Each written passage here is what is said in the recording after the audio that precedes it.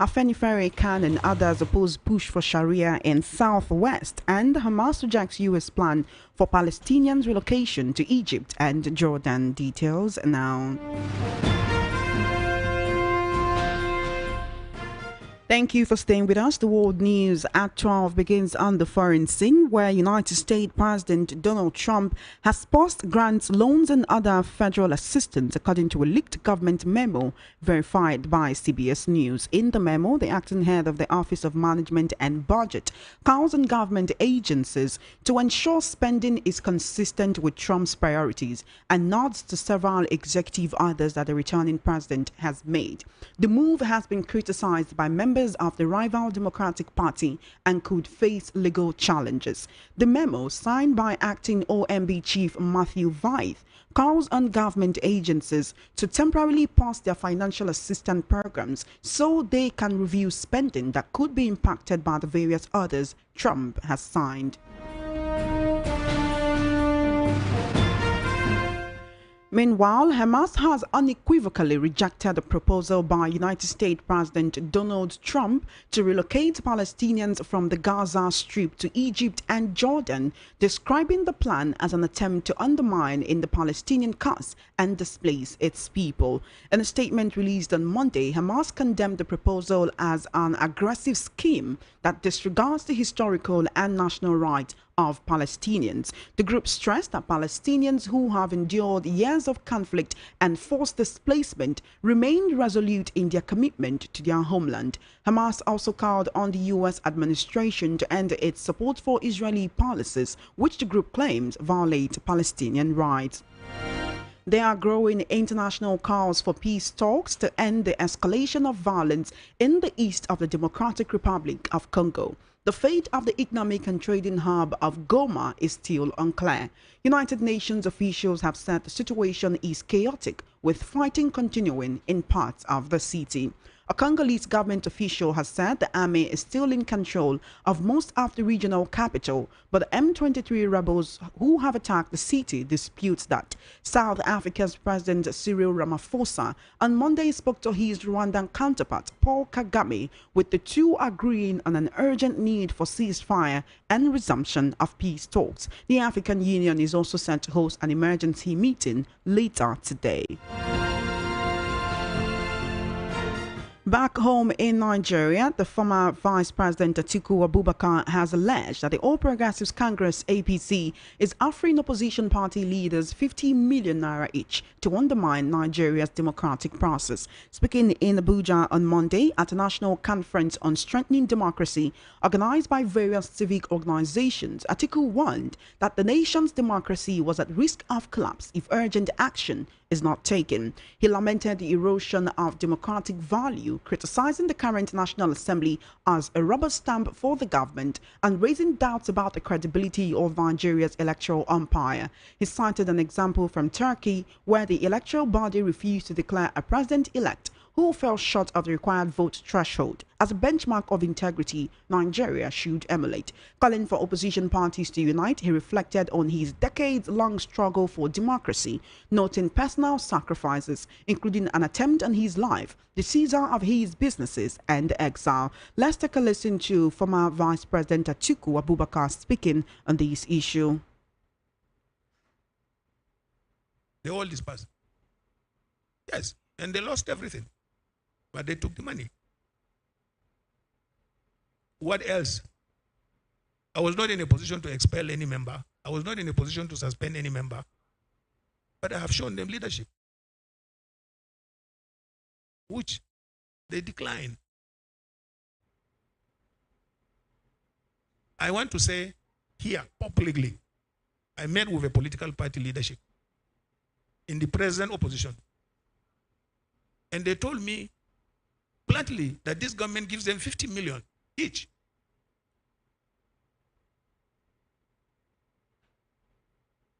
Where do we go from here? Which means if we are not careful, we are talking to some of you here, but you are recipients of the 50 million you are getting from the federal, from the APC government. You may take exception to that, but I was told by a high-ranking member of an opposition party.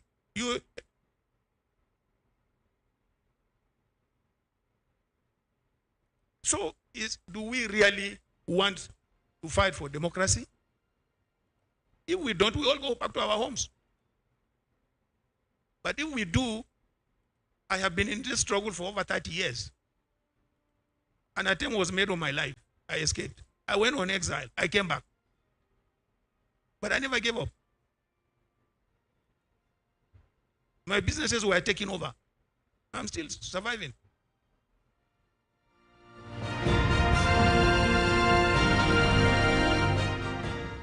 Meanwhile, former presidential candidate and activist Omoyele Sowore was on Monday night detained by the police authorities in Abuja after refusing to accept bail conditions imposed on him after interrogation. Sowore announced on his verified Facebook page that the police were holding him in custody until further notice following his refusal to accept what he called their illegal bail condition.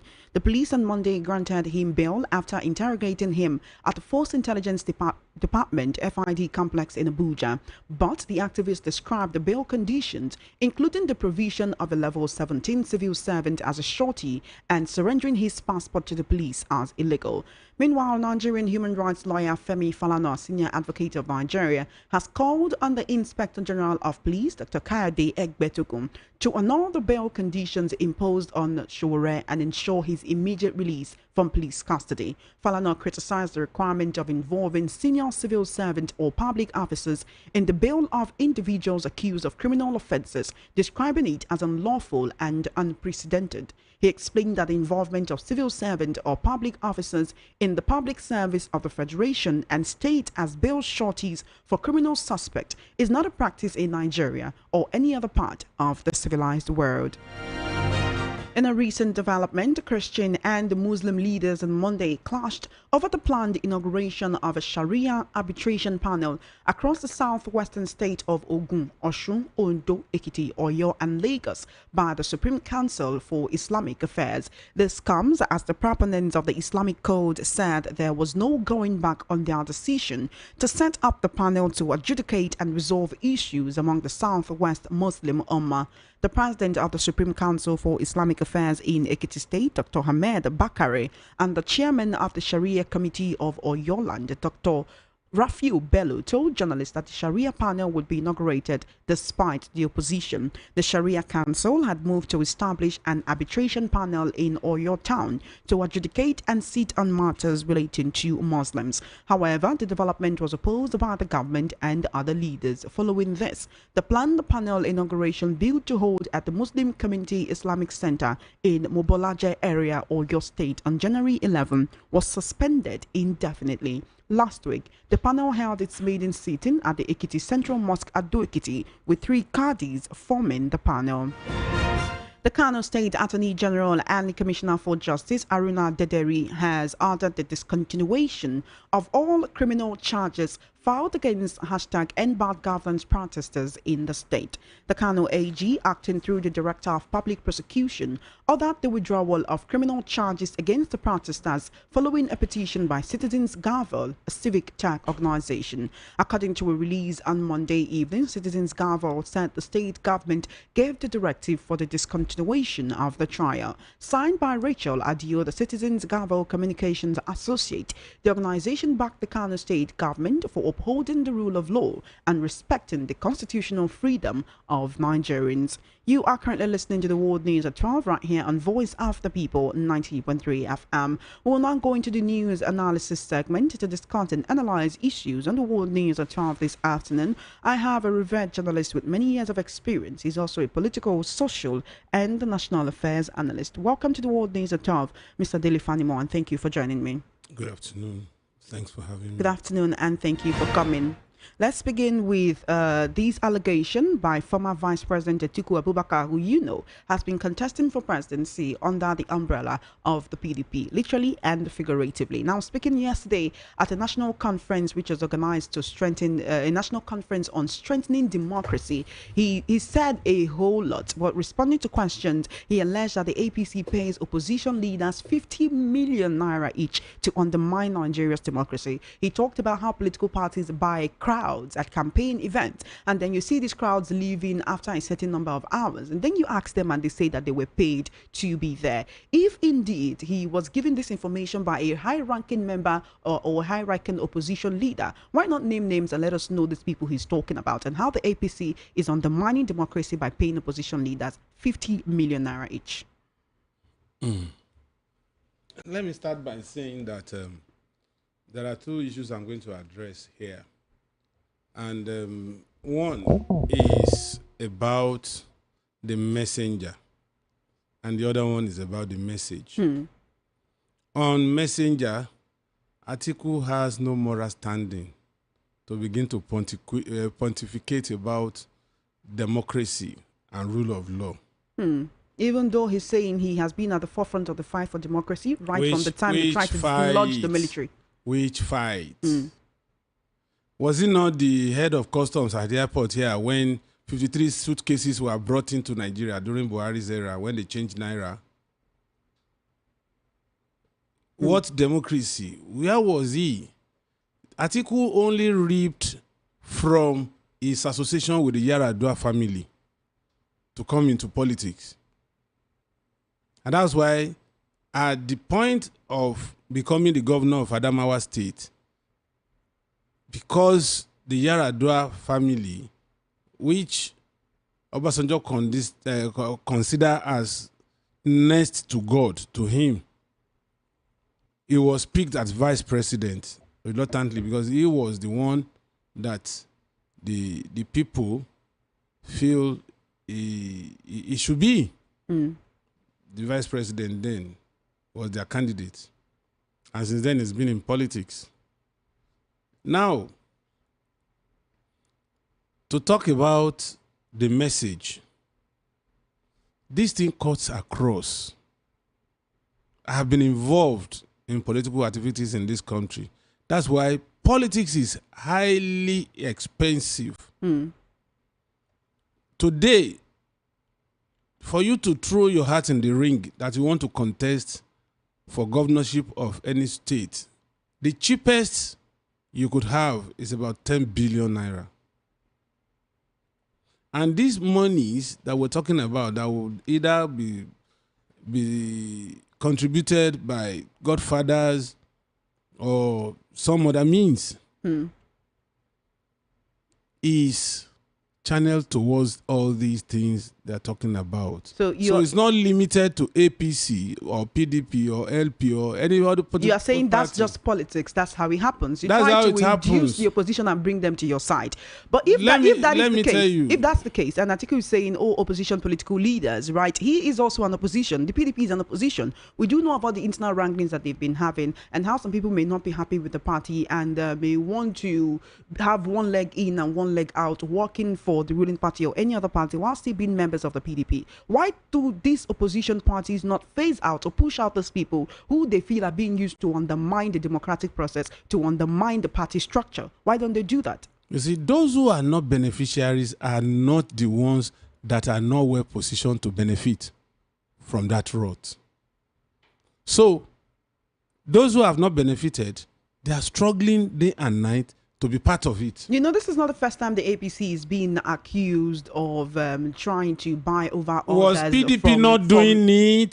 That's what I'm saying. For you, it's just politics, right? But Yes. as the APC succeeded in being the only stable political party in Nigeria's party structure, right? Nigeria's multi-party system right now? Have they succeeded in being the only stable party standing strong while other opposition parties have all of these problems, and then they're able to buy them over to their side? Which is why I asked the question, if the opposition knows this, why are they not pushing out those people to say, okay, if you want to be there, be there. If you want to be with us, then be with us. You don't have one leg in, one leg out, working for another party while you're with us. Wike is an example. The PDP, others in the PDP, Bala Mohammed has been calling him out and then saying that he is the problem. He's the cankerworm that keeps eating the PDP from the inside out. Now, the question you ask yourself is, why is PDP not having that courage to push Wike out of PDP?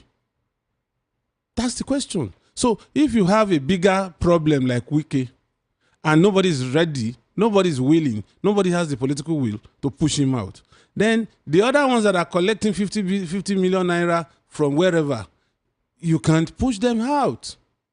And let me also tell you that it is only now that APC is in government that they are criticizing. When Atiku was part of PDP, until he fell out with Obasanjo, they were doing the same thing. You see, politics is a game of number. And whatever you have within your disposal is what you give. Because politics is about selfish interest. Politics in Nigeria is not all about development. It's not all about making sure that the greater number of Nigerians are better off.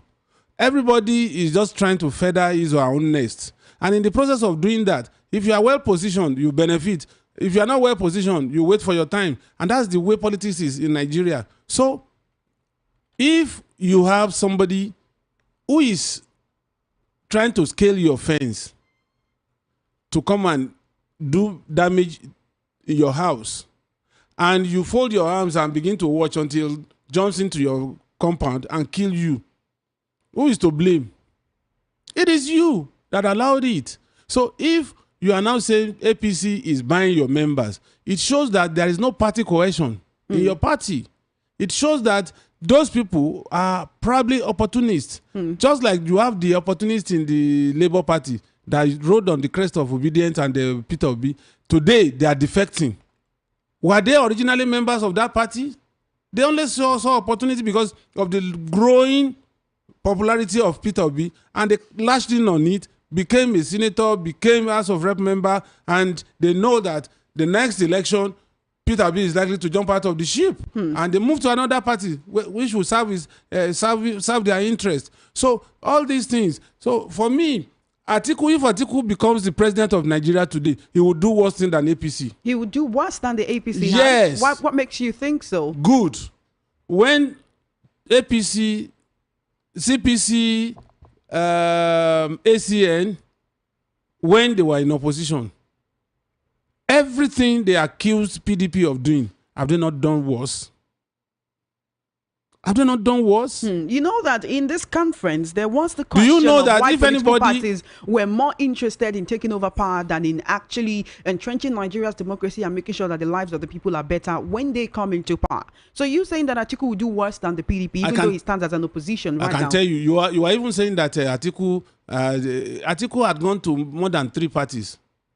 All right, talking about opposition coalition and Obi has distanced himself from any coalition effort aimed at unseating President Tinubu and the ruling APC in 2027. He's stressing that his focus remains on tackling Nigeria's pressing challenges, poverty, insecurity, the deterioration of our public institutions, public infrastructure, corruption, and every other issue that Nigeria is facing at this moment. We do know that there's been talks of a coalition. You would hear spokespersons from different political parties, spokespersons of different opposition figures coming to talk about the measure. But right now, Obi has said, look, just count me out of a measure totally when it comes to 2027. Can he hope to win an election either as a candidate of any upcoming political party, like the Labour Party, as some have been asking him to leave, or as an independent candidate? Can there be a phasing out of the APC in 2027 without a coalition, as Obi has said he doesn't want to be part of any? You see, I'm happy that Obi is saying this now, because Obi is a technocrat in politics and is not the normal politician we have in this country who will take politics as their job. And those ones that take politics as their jobs, They know how to play it more than Peter Obi. And he knows that is only a beautiful bride because of his following. If he doesn't have followers, nobody will want to touch him. And now, what they want to do is to cleverly subsume the obedient and those who have love for Peter Obi under their roof so that they can use him as a vehicle to get him power. And he said, look, I'm not asking for power's sake. I have a mission. And I know that this vehicle you want me to jump into may not make me realize some of those lofty heights that I want for my people. And as such, I am not going to jump into any fray. Because he knows these are predators. Those who are asking him to come here and there, they are predators. They want to subsume him. And the earlier he realizes that, and I'm sure he's beginning to realize it, that these people, they are just wolf in sheepskin, the better for him. All right. Atiku believes in a coalition. He's called for judicial reforms to strengthen our democracy. He's talked about the fact that it is not a good thing that after elections have been conducted, billions spent on conducting elections over a number of days, we still need to go to the judiciary, take these matters to court in order to settle the issue between the winner and the loser who is not happy to have lost. We know that the Atiku Obi ticket flew in 2019. In 2023, it was a different discussion. If Atiku believes in coalition, Obi doesn't, how then can the both of them individually say that they are seeking the good of Nigerians if they're not coming together to do what the APC did in order to consolidate power and then become that strong ruling party that they've been in the past 10 years? Buhari was the only single dominant candidate for APC when APC went into election. Before he became the candidate of APC, everybody, including Asiwaju, including other members of that CPC and ACN, subsumed their ambition and focused on Buhari as the sole candidate. But in this case, how much of trust can the obedient have for Atiku to become president? And when he becomes president, he's saying that he's not going to contest next election. Now, how much of promise does that hold for Peter Obi? You think after 8 years, Atiku will work for Peter Obi to become president? It's quite unfortunate that the platform is not strong. Platform of opposition is not strong as it is today. Perhaps, 24 hours is too long a day in politics. It could be. Mr. Fanmo, I'd like to ask you just one more question on this particular topic before we move, right? That particular conference was held on strengthening democracy and strengthening the political institutions that contribute to Nigeria's democracy. As it stands right now, we know that on the surface, Nigeria operates a democratic system of government and has this multi-party system where there are different political parties. But are we really in a democracy in the true sense of the word? We are in a pseudo-democracy. It's a false democracy. Democracy that is predicated on a constitution that started with we, when in actual fact it was Yadudu that did the 1999 constitution.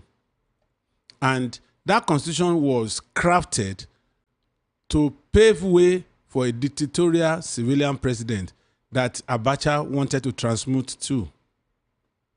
And because it favors some part of the country than the others, nobody has the political will to tinker with that constitution. So our democracy is on the fence. Our democracy is on the fence at the moment. Fence? It's not on the fence. It's retrogressing. Because the ingredients of democracy is not enshrined in the constitution. For instance, why should resource control be a debate? How could you say I should pay tax, I should pay VAT in Lagos, and somebody is using it in another state that has not paid to that cover. Mr. Fanima, I'd like to move on from this conversation because of our time. No right? problem. Let's quickly talk about another opposition politician, Sowore, who is currently in police detention over his refusal to accept bail conditions. And there's something I want to understand, because the police invited him for questioning, for interrogation. They're trying to investigate what really transpired between him and officers on the road, on Airport Road, and he's alleging police extortion. They want to know, why are you alleging police extortion? What really happened from the video you posted and from what you also posted on your X platform, where you posted #revolution now, and then you posted police extortion must stop, something like that. But then he got there.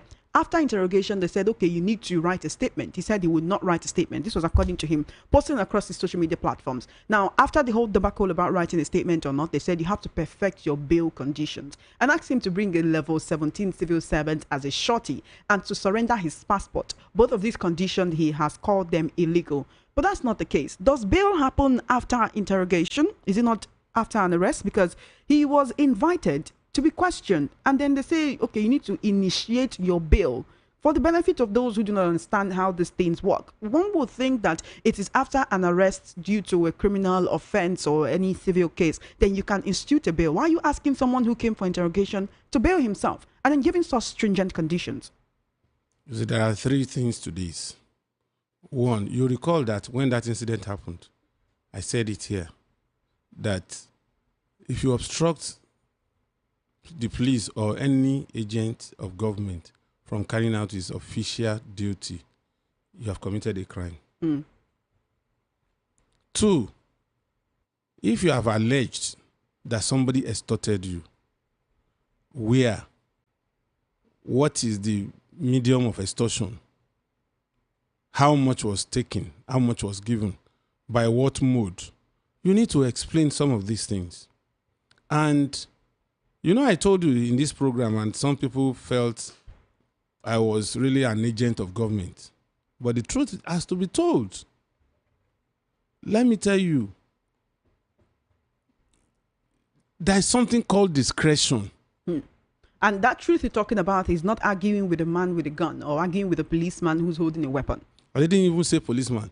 Anybody, if you have a son that is able to pull the trigger, and you see him holding a gun, pointing it at you, the first question is, and in your mind, you ask, how do I find my way out of this place? How do I disarm this boy quietly?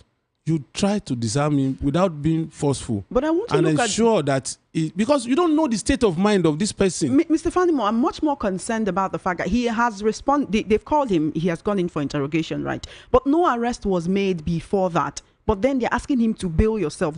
If police invite you for questioning, they come to your house and they tell you we're not arresting you, we're just inviting you to the station for questioning. Are you not supposed to leave after questioning? Are you supposed to bail yourself from police custody after questioning, not an arrest? At the point you get to the police station and they tell you to write a statement, it is already an arrest.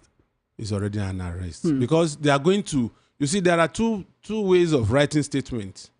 You can write statement if you are the complainant, and you will not be cautioned before you write that statement. But the moment they give you that paper and it's indicated that you are writing this statement under caution, already you are under arrest. And so when you finish writing that statement and you sign to secure your return to the station for further interrogation or prosecution, you have to leave that station on bail. That's what they call administrative bail. So, what should have been in contention was the mode of the bail. For instance, level 17 officer, yes. That's a director, either state or federal. That's a director. Now, for me, I would have advised the police to use their discretionary power. And that discretionary power still allows them to give him administrative bail on self-recognition. All right. So Sowore has been accused of obstructing law enforcement officers from carrying out their duties. He's been accused of cyber stalking. Because he posted everywhere. Then he is saying that he sees all of these as a facade, as a charade, in order to cover up the fact that the police are actually they are going after him because of what he posted or what he said about the IGP Kayode Egbetokun. Now on December 14, 2024, that was just last year, Sowore posted on Facebook saying, with the headline, "Why Nigerians Must Force Inspector General of Police Kayode Egbetokun Out of Office Now." He goes ahead to say he called him the illegal IG of the Nigerian Police Force, Kayode Egbetokun, has engaged in egregious violations of human rights since President Bola Tinubu appointed him and illegally extended his tenure. He was the person who ordered the murders of End Bad Governance protesters. He orchestrated the prosecution of minors for treason. He has assisted powerful elites in arresting and jailing their critics, including Dele. He goes on and on and on to mention the names of others, including this musician who was arrested by Burna Boy. That is, they call him, that's Speed Darlington. He goes ahead to mention all of this as all of the illegalities that have been perpetuated by the IGP. And now he's saying that this is the reason why the police are actually after him. If this is the reason, if it's called the IGP illegal, can't they actually take that on a different note and then prosecute him for that or arrest him for that, rather than cloaking it under the guise of him refusing or disobeying law enforcement officers in Nigeria, since that's what he's alleging? See, let me tell you, I've visited Republic of Benin here on several occasions, and woe betide anybody if the gendarmes blow their whistle for you to stop and you don't stop. If you are caught up for the first 3 days, nobody's going to ask you any question. Nobody's going to allow you to write a statement. They'll keep you behind bars for that. You see, the law is the law. Do you know why they blindfold that symbol of law? So that she doesn't recognize anybody when he wants to dispense justice. Sowore is not too big to obey the law. Sowore is just like any other Nigerian. Nobody, there's no immunity for Sowore. He doesn't need all this brigandage about all over the place. He should try as much as possible to comport himself. Falana has been a better critic to Sowore in terms of criticizing government's actions. But you see Falana coming up with hard facts that are unassailable. That's why nobody is touching Falana. But you can't equate outside the wall of university, when you are a student union leader, to come to the larger society and be behaving the way you are behaving. So Sowore should face the music for what he said about the IGP and the video he posted. No, about I'm not. Police officers. I am not even talking about if Egbetokun is comfortable with whatever he said about him in person, because Egbetokun has a right to go to court for defamation. You know, but what I'm saying is, you don't have any right to disobey the law. And if you disobey the law and you are caught on the wrong side of the law, face it, defend yourself, get a good lawyer, and exonerate yourself. So for any other Nigerian who refuses to stop when a police officer asks them to stop, they can also go through what Sowore is going through. Of course. Yes.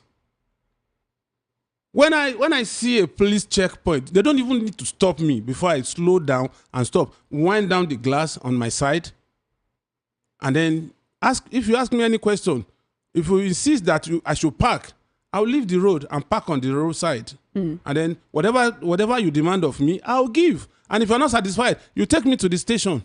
Mr. Fanimo, we need to go. Our time is fast spent. For 1 minute, just 1 minute, I need you to speak on the N50 and the Christian Association of Nigeria opposing the push for Sharia law in the southwest states of Nigeria, Osun, Ondo, Ekiti, Oyo, Ogun State, and Lagos. The Supreme Council for Islamic Affairs is saying they will go ahead to entrench it wherever they want to.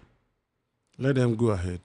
And they're saying that this law will only be for Muslims. But certain people are afraid that once a court is established in a place, it may not only be for Muslims, and others who do not adhere to the Muslim faith may also be caught in the Sharia web. The question you ask yourself is, we have criminal code in the south and we have penal code in the north. Are they going to amend the constitution to bring penal code to the south? They are just playing to the gallery. They are just showing off how much the money they gave them from these Arabian countries how much they have deployed it so that they can get more money. It's just showmanship. This is Southwest. And I can tell you that Muslims, Christians, and traditional worshippers, we cohabit in our various homes. We don't have any issue. Let them come and establish Sharia in every mosque, in every community. It's not going to work. So traditional leaders and then Christians should also come up with their own courts? We don't need it. I know the people behind this newfound creation, because they since they graduated from the university more than 30 years ago, they have never worked for one day. What they do is to go and collect money from these Arabian countries and come and foment trouble in Nigeria. And they will not stop at it. And look, they chased them from Oyo. They now went to Ekiti, where the number of Muslims on ratio 1:10 is half of 10. So the people who are trying to establish these courts are just trying to foment trouble. They are just trying to foment trouble and to also show their paymaster that they are working. And it's not going to go it's not going to go far. Thank you so much, Mr. Falimo. We need to go. We've taken more time than we should. But thank you so much for joining me on the World News at 12. It's always my pleasure. Always a pleasure to have you here as well. You have been listening to the World News at 12 right here on Voice of the People 90.3 FM. Just before we wrap up, let's take a look at the top stories again. You heard that Atiku has raised an alarm claiming APC is inducing opposition leaders Sowore to remain in police detention over refusal to accept bail conditions. Afenifere Khan and others oppose push for Sharia in the southwest, and Hamas rejects U.S. plan for Palestinians relocation to Egypt and Jordan. And that is a wrap on the World News at 12. My name is Chioma Innocent. Good afternoon and thank you for listening.